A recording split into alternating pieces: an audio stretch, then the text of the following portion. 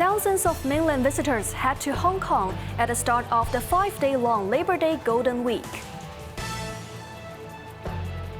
A controversial mechanism which previously allowed employers to use an employee's retirement benefits to offset the cost of severance and long service payments is now abolished. And the driver of an airport-bound double-decker bus has been released on bail after the vehicle crashed into barriers along West Kowloon Highway, injuring 21 people.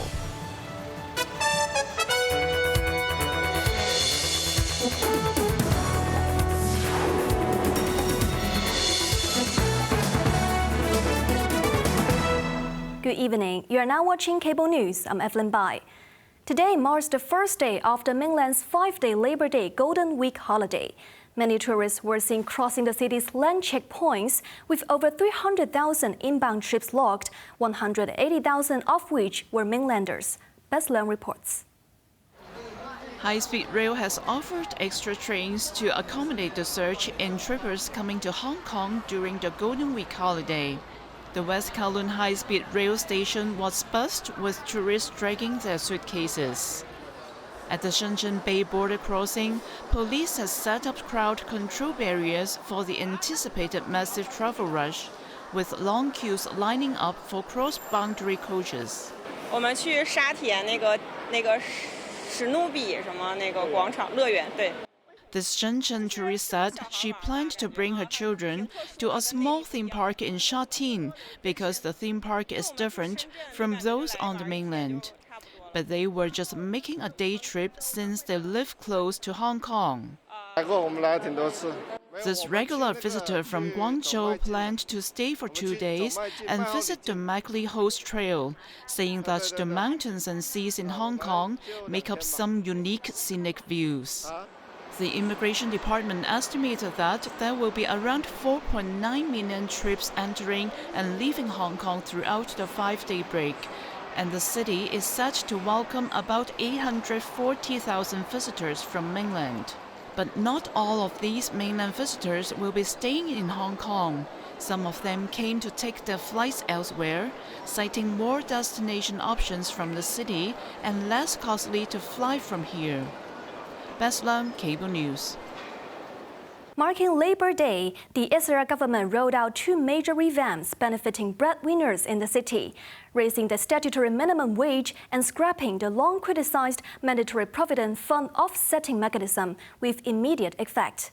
Let's take a closer look at what these changes mean for wage earners.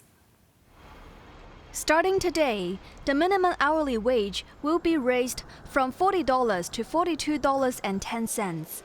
Employees of various status, no matter daily rated, casual, full-time and part-time, are all entitled to the new rate.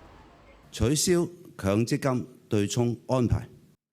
Another milestone change, which had been in Chief Executive John Lee's spoiling pot for 2 years, is the abolition of the controversial MPF offsetting arrangements. Employers can no longer use the MPF contributions of their staff to offset severance or long service payments from today, while offsets for expenses incurred before May 1st are still allowed.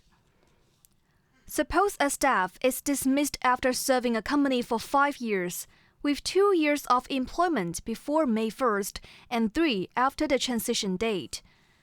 Assuming a monthly salary of $18,000 that remained unchanged over the 5 years, the severance payment would be $60,000 based on the official formula, including the offsettable $24,000 and the $36,000 that cannot be covered.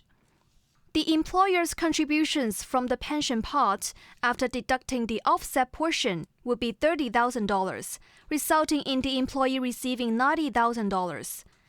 If this offsetting mechanism had not been cancelled, the total payment would be only $60,000, as the employer can use the entire $54,000 from MPF contributions for offsetting. To help employers shoulder the increased costs, the government launched the 25-year subsidy scheme on the same day, under which employers will pay a maximum of $3,000 of the post-transition portion for the first 3 years, with the remaining covered by the government. However, the subsidies will gradually decrease from 2028 to adapt to the offsetting mechanism. Meanwhile, the government has reserved $33 billion to subsidize employers for severance payments over the next 25 years, following the abolition of the MPF offsetting mechanism. Labour Chief Chris Sun says the funding is sufficient, but more will be added if needed. Jeremy Zhu reports. The abolition of the MPF offsetting arrangement means employers must set aside more funds for severance and long service payments. Taking to the airwaves, Secretary for Labour and Welfare Chris Sun said the government funding should be adequate, but stressed it would be topped up if necessary, with no fixed cap. He assured employers that the subsidy scheme, now legally binding after Legislative Council approval, would be honoured. As the subsidy ratio for employers will taper over time, concerns were raised that higher subsidies in the beginning might encourage layoffs. The Labour Minister dismissed this, arguing that replacing experienced, loyal staff with new hires would hurt productivity and add unnecessary training costs. Under the new rules, neither new or old employees' accrued MPF benefits can be offset, minimizing employer gains. To strengthen public education, a support center in Kwun Tong is now open to assist employers and employees to understand the new rules. Jeremy Zhu, Cable News. A city bus heading to the airport lost control and crashed into a road barrier around noon, leaving 22 people injured. The bus driver was arrested on suspicion of dangerous driving and is now released on bail. The accident happened at around 12:30 p.m. on West Kowloon Highway, where a Route 822 city bus hit the crash cushion at the ramp leading to the Stonecutters Bridge, causing heavy damage to the front of the double-decker. Paramedics rushed to the scene and took the victim to the Kwon Wah Hospital, Caritas Medical Center, and Princess Margaret Hospital. The bus driver was among the 10 men and 12 women injured. Some passengers were forced to cancel their trips. Affected by the incident, vehicles on the West Kowloon Highway were temporarily barred from accessing the Stonecutters Bridge before 3 p.m. The United States and Ukraine have signed an economic partnership agreement, which will see the establishment of an investment fund for the reconstruction of the war-ravaged Eastern European country, in return for sharing its rare earth minerals with Washington. The deal will also double up as a collateral for the amount of aid given by the U.S. to support Ukraine's war against Russia. Bess Leung has the story. Ukraine's Deputy Prime Minister Yulia Shrivadenko flew to Washington to ink the deal, which is seen as a prerequisite for offering any future security guarantees to Kyiv. U.S. Treasury Secretary Scott Bessent said it showed both sides were committed to lasting peace and prosperity. The partnership will be equal, and both sides will share the profits from the future sale of Ukraine's mineral and energy reserves. Meanwhile, the U.S. will continue to support Kyiv in its conflict against Russia.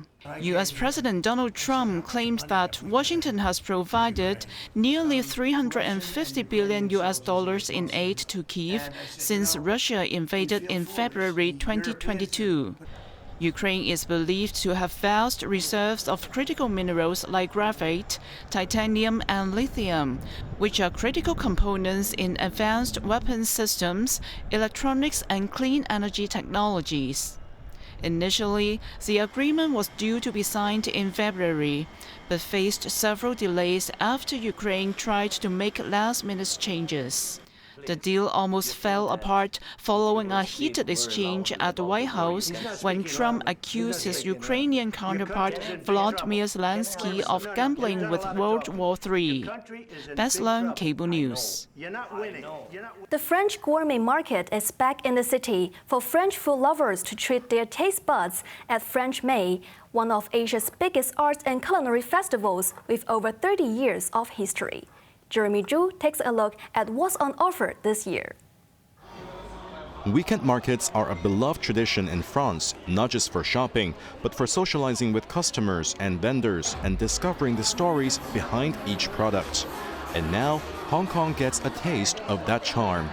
This Business France organized market brings together gourmet food, cookware, fine wines, and chic French lifestyle products. I'm the owner of Beige, which is a fancy pop-up mobile card that I bring for private events, and I'm doing French crepes. So, as you know, this concept is from the Parisian streets.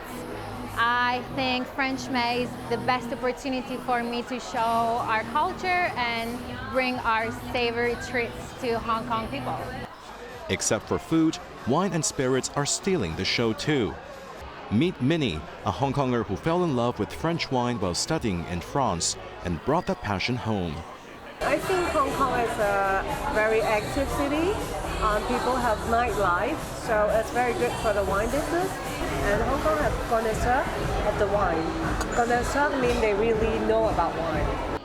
Likewise, a trade advisor from Business France expressed strong confidence in the SAR's vibrant market and its position as a global distribution and consumption hub. Hong Kong, I think it's a city where innovation and creativity are mixed together and you have a good dynamism. So we are very pleased to work with Hong Kong partners who enjoy French food and also local chefs who are inspiring from French gastronomy. So it's all this diversity, I think, that attracts people. And of course, you will meet many happy French gourmet lovers here. I just entered, but I think it's very good to display the French culture, and I think it's very good incentive for Hong Kong people to learn about all this rich gastronomy that we have. This is good because you can get to eat some French food, and at least the person is French, so it's very, very traditional. Cheers! The event in Central Market will run from today to the 5th of May, but if you missed this one, don't worry, because Business France is taking the event to Tsuen Wan in Nina Mall from the 6th to the 8th of June. Jeremy Zhu, Cable News. On to the weather now. Misty tomorrow morning with a minimum temperature of about 24 degrees. Light winds with sunny intervals in the latter part of the day. The weather will become unsettled in the following couple of days. Now let's take a look at the weather around the world.